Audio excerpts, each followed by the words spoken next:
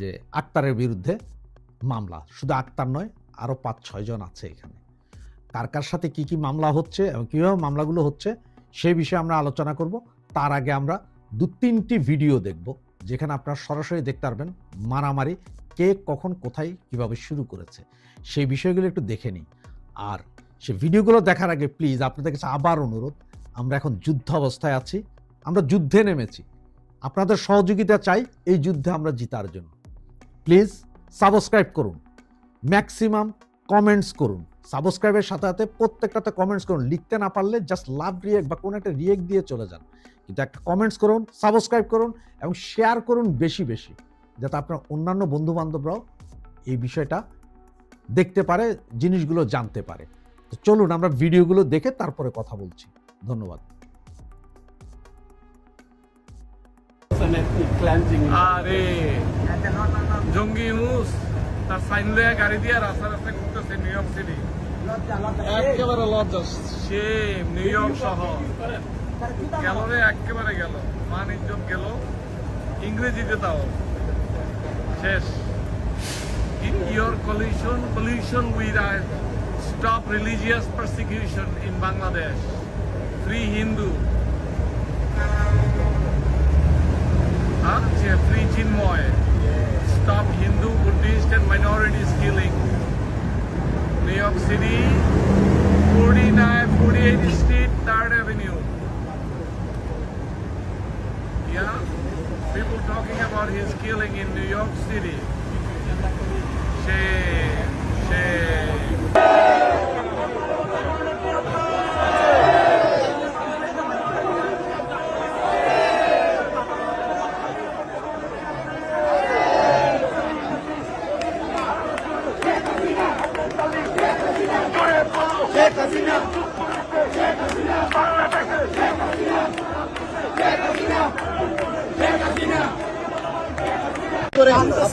আমি America Virginia স্টেটের president.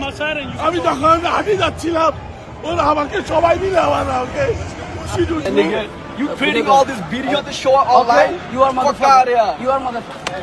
Fuck out of here, nigga. Fuck out of here. Fuck out of here. Yo! Fuck out of here. He's the body guy. Hey, back the fuck up. Give me your hand. Put your fucking hand down. Give me a hand. Give me a fucking hand. You see? Back up. He's just... We got him. Back up.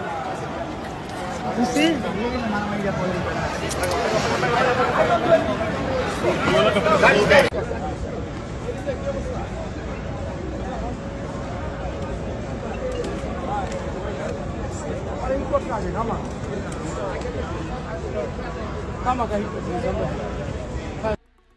আপনার ভিডিওগুলো দেখলেন, প্রথমটা দেখলেন যে লোক সমাগম আওয়ামী লীগের আজকের সমাবেশে, আপনার জাতিসংঘের ভবনের সামনে আজকের লোক সমাগম আপনারা দেখেছেন। এবং আপনারা দেখেছেন যে কিভাবে আমাদের আরেক নেতা যিনি আমেরিকাতে থাকেন, উনি ভুলবশত, মুরব্বী মানুষ, ভুলবশত বিএনপির মিছিলের ওই দিকে চলে গিয়েছিলেন বেচারা হেঁটে, কিন্তু তাকে আগে থেকে ফলো করে রাখা বিএনপির সন্ত্রাসীরা তাকে ওখানে মারধর করার পরে পুলিশ গিয়ে উদ্ধার করে। এবং থার্ড ভিডিওটা আবারও সে আমাদের হৃদয়কে কিভাবে গালাগালির পরে ঘুষি মায়ের লাথিতে নেমে আসে এই বিএনপির সন্ত্রাসী। তো আমরা তো ডিম মেরেছিলাম ভাই, আমরা বোমা মারিনি। আমরা কি বোমা মেরেছিলাম? না, ওনারা তো বোমাবাজ। 21 আগস্ট ওনারা বোমা মেরেছেন, তাই ওনারা বারবার বলছেন ডিম কেন মারা হলো, ডিম কেন মারা হলো। তো কি বোমা মারবো ভাই? আর ডিম মেরেছি যেটা বৈধ, যেটা ইউরোপ আমেরিকাতে বৈধ, সেইভাবেই আমরা প্রতিবাদ করেছি।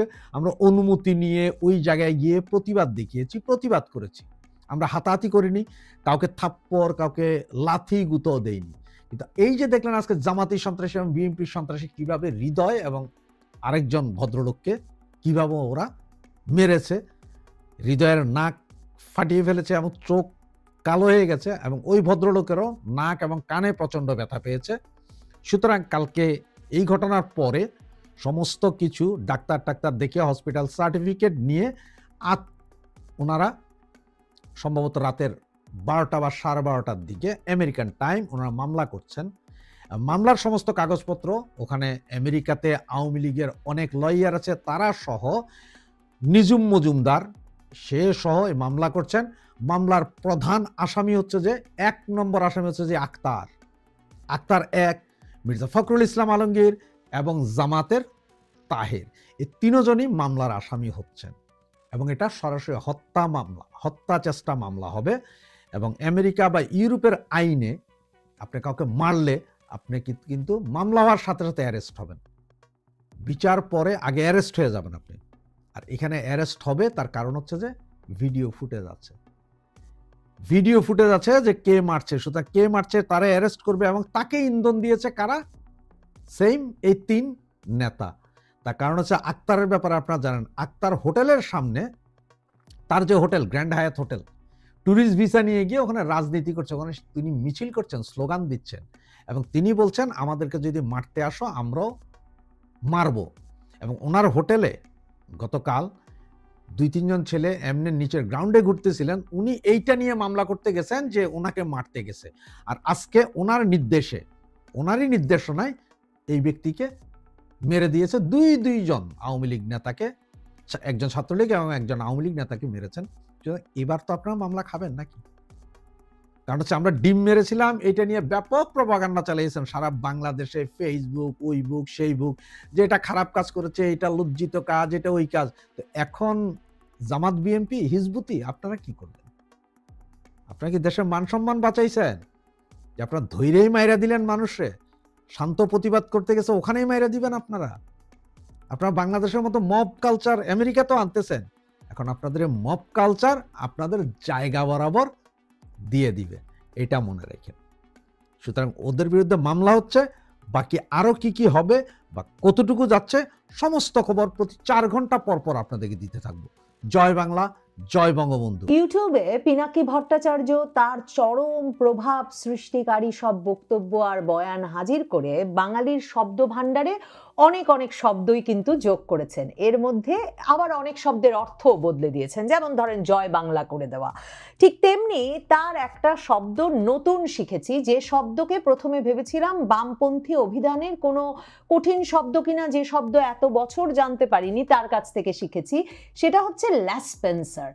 ল্যাসপেন্সার শব্দটা নিয়ে যদি একটু গবেষণা করেন তখন দেখবেন ল্যাসপেন্সার শব্দটা আসলে বাংলাদেশের নাকি একটা আঞ্চলিক ভাষার শব্দ। টাঙ্গাইল, ময়মনসিংহ সহ উত্তরবঙ্গের বেশ কিছু এলাকায় এ শব্দের ব্যবহার হয়। পিনাকি ভট্টাচার্যের বাড়ি বগুড়া, কাজেই তার এলাকার শব্দ হিসেবেই তিনি এই শব্দটি এখন বাঙালির মুখে মুখে ছড়িয়ে দিয়েছেন, ল্যাসপেন্সার। আমরা সবাই জানি এর অর্থ, কারণ হাসিনার ল্যাসপেন্সার খোঁজা একটা গুরুত্বপূর্ণ ভূমিকা রেখেছেন পিনাকি ভট্টাচার্য, এবং এই শব্দটাকে তিনি ভীষণ ভীষণ জনপ্রিয় করে তুলেছেন। এবং এই তালিকা রক্ষা করে কাকে কাকে টার্গেট করতে হবে, কাকে কাকে মামলা দিতে হবে, কাকে কাকে আসলে মানে হয়রান করতে হবে, নির্মূল করতে হবে, হয়তো প্রয়োজনে হত্যা করতে হবে, এর তালিকা যে বাঙালি তৈরি করে রেখেছে, বাংলাদেশের একটি অংশের মানুষ যে তৈরি করে রেখেছেন, সেই ল্যাসপেন্সার শব্দটির আসলে অর্থ শিষ্য, সাগরেদ, মুরিদ বা অপকর্মের সহকারী।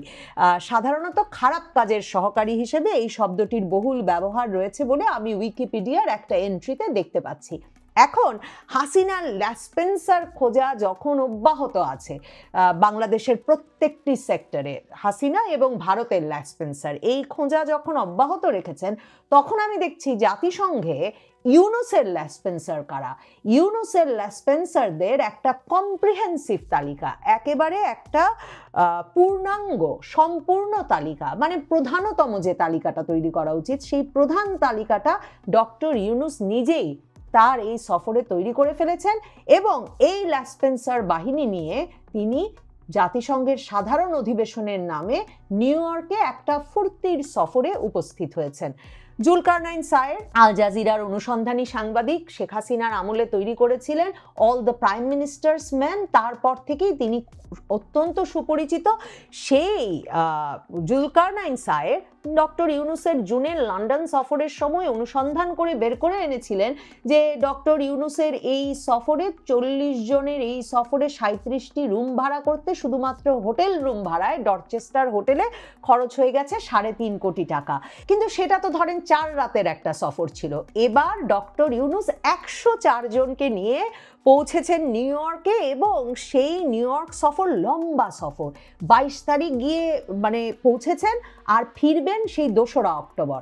তো এই রকম প্রায় 2 সপ্তাহের একটা সফরে 104 জনের বহরে কত খরচ হতে পারে আমি জানি না, তবে সামাজিক যোগাযোগ মাধ্যম সয়লাভ এই দাবিতে যে 700 কোটি টাকা খরচ করে ডক্টর ইউনূস এই প্রমোদ ভ্রমণে গেছেন। দেখেন, ডক্টর ইউনূস হচ্ছেন সেই ভণ্ড যিনি গত বছর 2024-এ যখন প্রথম জাতিসংঘ অধিবেশনে যোগ দিতে গেলেন আগস্টে ক্ষমতা পাওয়ার পর, তখন প্রথম তিনি সংবাদ মাধ্যমে ছড়িয়ে দিয়েছিলেন এই সংবাদ যে 7 সফর সঙ্গী নিয়ে জাতিসংঘ সাধারণ অধিবেশনে যোগ দেবেন ডক্টর মোহাম্মদ ইউনূস। সংবাদ মাধ্যমে এমন খবরও বের হলো যে হাসিনা যখন যেতেন 150-200 নিয়ে, জাতিসংঘ অধিবেশনে ডক্টর ইউনূসের সঙ্গী 7।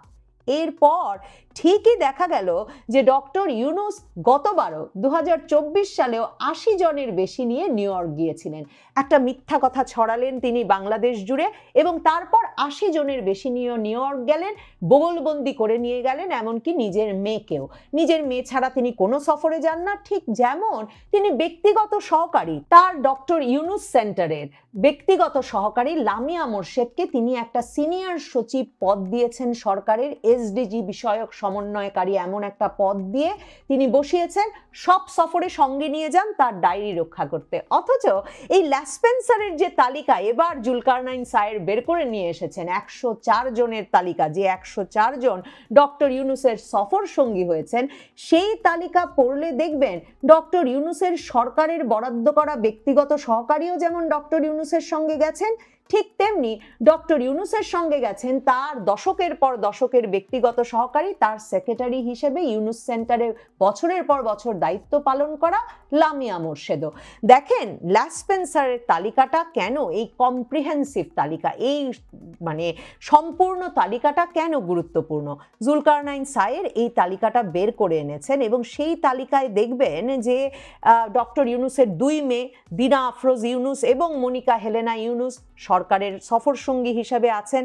এখানে একেবারে ডক্টর আসিফ নজরুল, তৌহিদ হোসেন, আদিলুর রহমান খান শুভ্র মানে শিল্প মন্ত্রণালয়ের উপদেষ্টা, ফাউজুল কবির খান, এরা খলিলুর রহমান, লুৎফে সিদ্দিকী সহ সবাই উপস্থিত হয়েছেন গিয়ে নিউ ইয়র্কে। Principal secretary to the chief adviser, মুখ্য সচিব চিফ অ্যাডভাইজারের তিনি আছেন এরকম সকল সরকারি কর্মকর্তা বৃন্দই।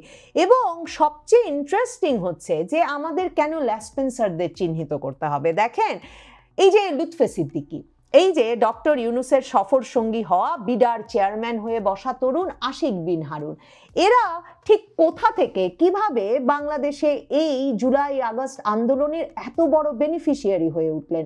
ধরেন রিজওয়ানা হাসান, আসিফ নজরুল, এরা না হয় বাংলাদেশে শেখ হাসিনা সরকারের বিরুদ্ধে দীর্ঘ সময় ধরে কথা বলে আসছিলেন, আদিলুর রহমান খান শুভ্র না হয় হেফাজতের শাপলা চত্বরের সমাবেশে কয়েকশো লোক মারা গেছেন এমন একটা তালিকা প্রস্তুত করে সরকারের বিরোধিতায় একটা গুরুত্বপূর্ণ ভূমিকা রেখেছিলেন।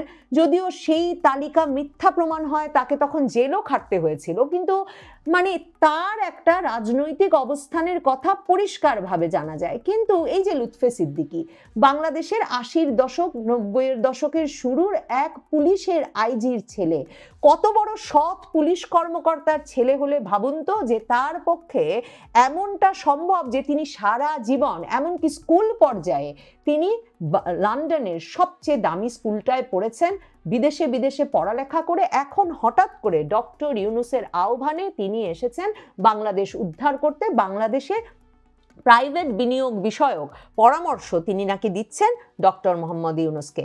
ডক্টর মোহাম্মদ ইউনূস এবং এই লুৎফে সিদ্দিকী, আশিক বিন হারুন, এদের বিরাট দলকে যে দেখা গেল একটা দামি হোটেলে তারা বিরাট বাংলাদেশ মার্কিন ব্যবসা সংক্রান্ত আলোচনা করতে নাকি রীতিমতো এক বৈঠকের আয়োজন করলেন, যেখানেও দলে দলে এই ল্যাসপেন্সার বাহিনী গিয়ে উপস্থিত হলেন, যারা সরকারের টাকা নষ্ট করে সেখানে গেছেন এবং ফুর্তি করছেন। তাদের একটা অংশ যখন গেলেন তখন দেখা গেল সেই বৈঠকে বসে আছেন পিটার হাস। তো পিটার হাস প্রতি মাসে প্রায় বাংলাদেশে আসছেন, বাংলাদেশে এলএনজি বিক্রির এক কোম্পানির প্রধান পরামর্শক হয়ে ইউনূসের আমলে চাকরি পেয়েছেন তিনি। ডক্টর ইউনূস, আশিক বিন হারুন মানে বিডার চেয়ারম্যান সবাই বলে দিয়েছেন যে তারা সবচেয়ে সবচেয়ে মানে তারা প্রচুর পরিমাণ এলএনজি কিনবেন মার্কিন যুক্তরাষ্ট্র থেকে। বাংলাদেশের জ্বালানি যে পরিকল্পনা তার মধ্যে এলএনজির প্রতি নির্ভরতা আরো বাড়াবেন এবং পিটার হাসের কোম্পানিকে এলএনজি কিনবেন, সেখান থেকে তাদের ডিস্ট্রিবিউশনের নেটওয়ার্ক গড়ে তুলবেন। সব কথা তো দিয়ে ফেলেছেন। আমেরিকাকে যে তারা বন্দরের সুবিধা দিতে যে নানা রকম আলাপ চলছে, সেসব আলাপের খবর তো যুক্তরাষ্ট্র সহ পৃথিবীর বিভিন্ন দেশের সংবাদ মাধ্যমে আসছে। তাহলে পিটার হাসকে পাশে বসিয়ে এই আলোচনার জন্য এত বড় টিম কেন উঠিয়ে নিয়ে যেতে হলো? দেখেন, ফরিদ আলম নামে এক সাংবাদিক, এনটিভির সাংবাদিক, ডক্টর মোহাম্মদ ইউনুসের প্রেস উইংকে প্রশ্ন করেছিলেন যে আপনারা 5 জন এসেছেন, 5 জনই কি প্রয়োজনীয়? এই হচ্ছে সেই প্রেস উইং যারা এই এত বড় বহর সাজিয়ে গেছে এবং সেখানে গিয়ে ডক্টর ইউনুস ট্রাম্পের নৈশভোজে গিয়ে প্রেসিডেন্ট ট্রাম্পের সঙ্গে শুভেচ্ছা বিনিময় করেছেন আর প্রেসিডেন্ট ট্রাম্পকে বাংলাদেশে আসার দাওয়াত দিয়েছেন। এই প্রেস রিলিজ ছেড়েছে অ্যান্টোনিও গুটেরেস। জাতিসংঘ মহাসচিবের সঙ্গে ডক্টর ইউনুস হ্যান্ডশেক করছেন এই ছবির সাথে। আর বাংলাদেশের পত্রিকাগুলো কি ধরনের বাধ্য, তারাও সাথে সাথে ওই ছবি ছেপে দিয়েছে, অ্যান্টোনিও গুটেরেসের ছবি, আর উপরে লেখা যে ট্রাম্পের সঙ্গে শুভেচ্ছা বিনিময় করছেন ডক্টর মোহাম্মদ ইউনুস। তো ভাবেন, এখন নিউ ইয়র্কে অবস্থানরত এনটিভির সাংবাদিক ফরিদ আলম তিনি প্রশ্ন করেছেন সাহস করে যে মানে তিনি হয়তো হতাশ যে এত বড় একটা প্রেস টিম নিয়ে এসেছেন ডক্টর মোহাম্মদ ইউনুস, তাহলে এই প্রেস টিম কেন ট্রাম্পের সঙ্গে ডক্টর মোহাম্মদ ইউনুসের একটা ছবি তুলতে পারলো না, যদি বা তাদের দেখা হলোই। তো তিনি প্রশ্ন করলেন আপনারা কি 5 জন এসেছেন, 5 জন আসাই জরুরি ছিল? মানে আছে না যে বাঁশের চেয়ে কঞ্চি দর। ডক্টর মোহাম্মদ ইউনুসের প্রেস উইং এর প্রেস সচিব না, এখন ডেপুটি প্রেস সেক্রেটারি যিনি আজাদ মজুমদার, তিনি ধমকে উঠে বললেন আপনি কি বলতে চান?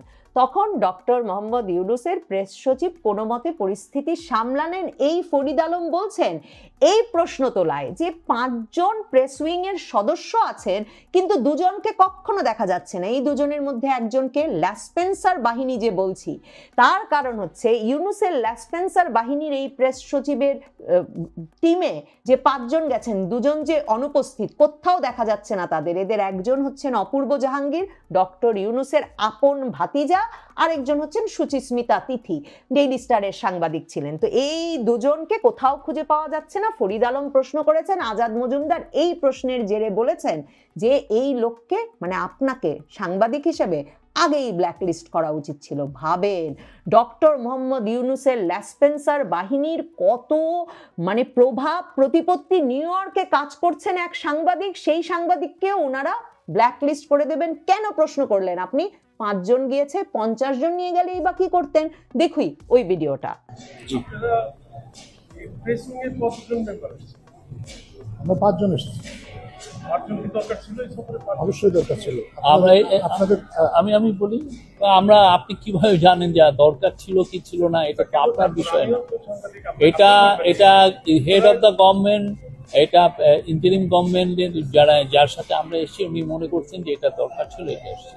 এখন এই ফরিদ আলম সহ অনেক সাংবাদিকই আসলে মুখ খুলে বলছেন, মন খুলে বলছেন নিজ নিজ মাধ্যমে, লিখতে না পারলেও বাংলাদেশের মাধ্যমে, যে কোথায় এই 104 জনের যে লিস্ট, এই লিস্টের ব্যক্তিরা কোথায়, কেন তাদেরকে কোথাও দেখা যাচ্ছে না? দেখেন, আপনারা যদি মানে জুলকারনাইন সায়ের যে লিস্ট দিয়েছেন সেই লিস্টে দেখেন, তাহলে দেখবেন যে প্রেস এবং মিডিয়া উইং এর সদস্য হিসেবে যাদের নাম অন্তর্ভুক্ত করা হয়েছে তাদের মধ্যে নূরজাহান বেগমও আছেন। নূরজাহান বেগমকে স্বাস্থ্য উপদেষ্টা কদিন আগে সরকারের টাকায় সিঙ্গাপুর গেলেন, সে খবর পেলাম। এছাড়া এর প্রায় খবরই পাওয়া যায় না। উনি হচ্ছেন ডক্টর ইউনুসের 5 দশকের সাথী গ্রামীণ ব্যাংকে, ওখানেও গ্রামীণ ব্যাংকে যাতে বেতন না দিতে হয় উনাকেও নিয়ে এসেছেন এই সরকারি বেতনের আন্ডারে একজন উপদেষ্টা বানিয়ে। সেই নূরজাহান বেগম আছেন প্রেস অ্যান্ড মিডিয়া টিমের সদস্য হিসেবে। প্রেস অ্যান্ড মিডিয়া টিমের সদস্য হিসেবে বাংলাদেশ টেলিভিশনের যেমন থাকেন বাসসের ব্যক্তি, তারা তো আছেনই, এমনকি আছেন আরেক উপদেষ্টা শারমিন মুর্শিদও। মানে সারা উপদেষ্টা পরিষদকে নিয়ে ডক্টর মোহাম্মদ ইউনুস চলে গেছেন সেখানে এবং গিয়ে সবাই মিলে বেশ ফুর্তি করছেন। কিন্তু দুঃখের ব্যাপার হচ্ছে যে তাদের, কিন্তু ইন্টারেস্টিং ব্যাপার হচ্ছে যে এদের একটা বিরাট অংশকে সাংবাদিকেরা তন্ন তন্ন করে খুঁজেও কোথাও খুঁজে পাচ্ছেন না। এই এনটিভির সাংবাদিক ফরিদ আলম কেন তাকে দেখেন ইউনূসের প্রেস সচিব বলেছেন যে এদেরকে আসলে ব্ল্যাকলিস্ট করে দেওয়া উচিত, কারণ এই ফরিদ আলম এখন দেখছি ফেসবুকে একটা পোস্ট দিয়েছেন যেখানে তিনি বলছেন যে এই 104 জন ব্যক্তি কোথায়। তিনি অবশ্য তার ওই ফেসবুক পোস্টের নিচে অন্যের প্রশ্নের উত্তরে লিখেছেন ডক্টর ইউনূসের কন্যাদ্বয়কে দেখা গেছে সম্মেলন স্থলে, তারা বেশ ঘোরাঘুরিতে ব্যস্ত আছেন। শুনে আসি ফরিদ আলম কি বলছেন, একটা ছোট্ট অংশ। 104 জন যে ডেলিগেট এসছে প্রধান উপদেষ্টার সাথে এই জাতিসংঘের এই অধিবেশনে যোগ দিতে, তাদের কাজটা কি? তারা অধিকাংশই কোনো কাজে নেই এবং তারা ঘুরে ফিরে সময় কাটাচ্ছে। একাধিক উপদেষ্টা এসেছেন যাদের চেহারাও কেউ দেখেনি, তাদের কোনো কাজও নেই, তারা হোটেলের মধ্যেই অবরুদ্ধ করে রেখেছেন নিজেদেরকে। আরেকটা জিনিস হচ্ছে যে এই যে ডেলিগেট টিম, আপনারা বলছেন যে বিদেশি বিনিয়োগের জন্য আপনারা বিভিন্ন দেশের সাথে কথা বলছেন। আমি তো এই ডেলিগেটে কোনো ব্যবসায়ী নেতাকে দেখলাম না, কোনো ব্যবসায়ী প্রতিষ্ঠানের কোনো ব্যবসায়ী নেতাই এখানে এই টিমে নেই যে যারা ব্যবসা নিয়ে কথা বলবে। এখন সাংবাদিক হিসেবে আমি যা জানি, আমি ভুল হলে ইউনূসের প্রেস সচিবের এবং প্রেস উইং এর এটা শুদ্ধ করে দেওয়া উচিত, উন্মুক্ত করে দেওয়া উচিত তথ্য যে শেখ হাসিনার সঙ্গে ব্যবসায়ীদের যে বিশাল বাহিনী সব সময় সরকারি সফরে যেতেন বা এমনকি সংবাদপত্র টেলিভিশনগুলোর সম্পাদকেরা যেতেন, তারা একরকমের রাজনৈতিক প্রভাব বৃদ্ধি এবং সরকারের সঙ্গে ঘনিষ্ঠতা বাড়াতে তো নিশ্চয়ই যেতেন, কিন্তু তারা সকলে সেই সফরে সংযুক্ত হতেন নিজ খরচে। প্লেনের খরচ তাদের এবং সেই সরকারি সফরে গিয়ে থাকা খাওয়ার খরচও তাদের।